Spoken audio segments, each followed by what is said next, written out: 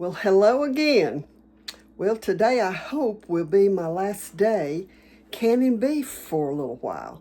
If you can see right here, I've got a big pan. This is a good size pan.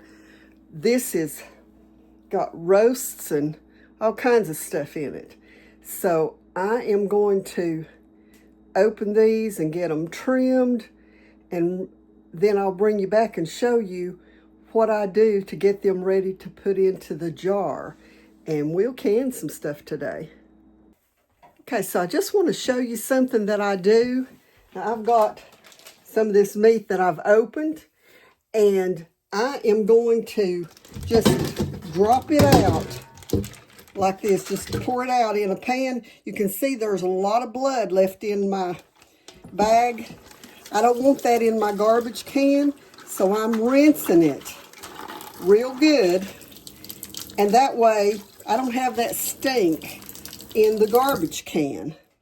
Then I'll let that meat soak in that water for just a few minutes before I bring it over to the stove. Now you can see here I've got a couple of roasts in my skillet, and all I'm going to do is sear these on each side just a little bit before I start trimming and getting the bones out and all that to put in the jars.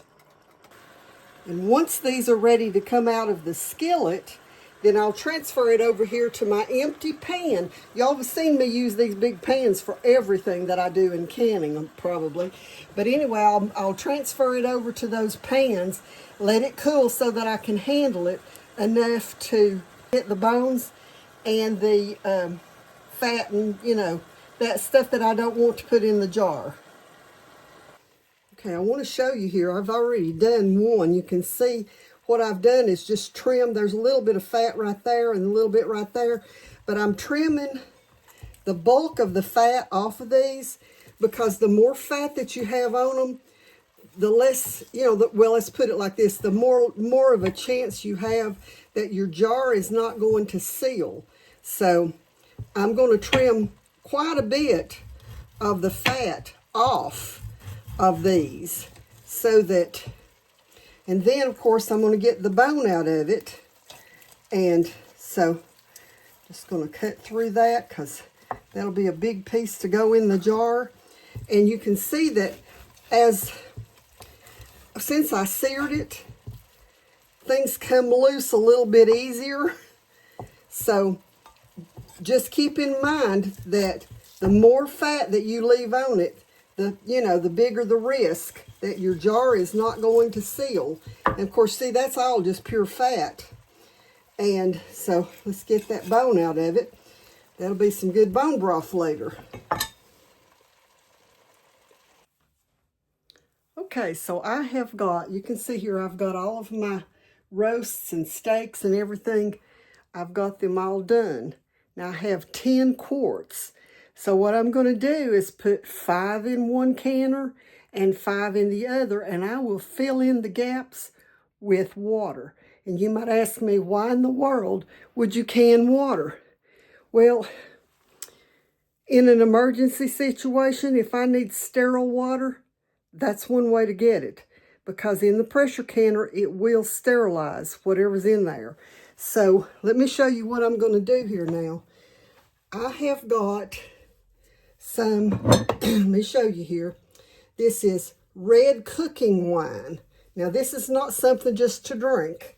And I am going to add about a half a cup in each jar.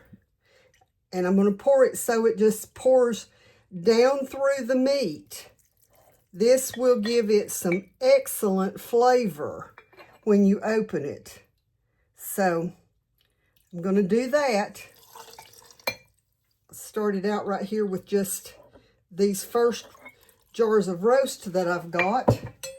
And then the next part that I'm going to do is to get some vinegar.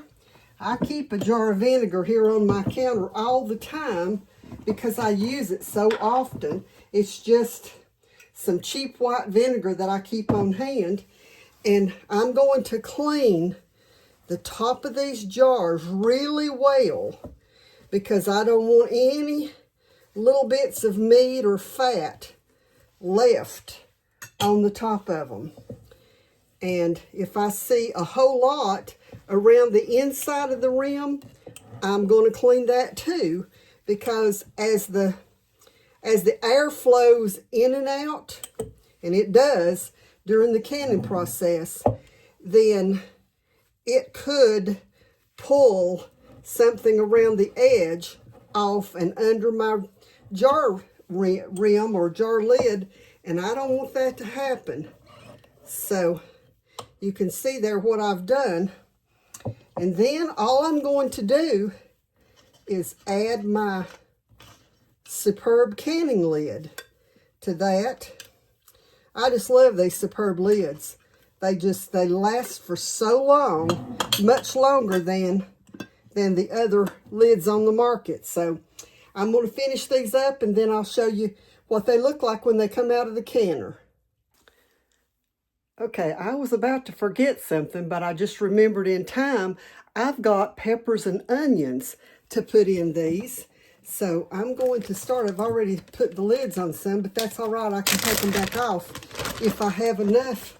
And I'll just go ahead and use this half a cup to pour those in with. Here, that'll work. But anyway, I just wanted to show you all that I am putting some peppers and onions in them. Before I end my video today, I want to show you what the giveaway is today. Y'all are going to love this. This, if you don't have one of these, you will absolutely love it. And especially when you're canning meat. When you can meat, you get a really bad residue on your jars. And this silicone scrubber will get down in there. My hands, I cannot get down in the, well, I could the wide mouth, but not the regular mouth. And because of that, I try to use largemouth jars when I'm canning meat, but I don't always get to. Today I didn't. And so, like I said, if you don't have one of these, you will love it, because it will just scrub the bottom of your jars, and anything that's, stuck on will come right off with that. Okay, so the first ones are out of the canner. So I'll see y'all next time. God bless you.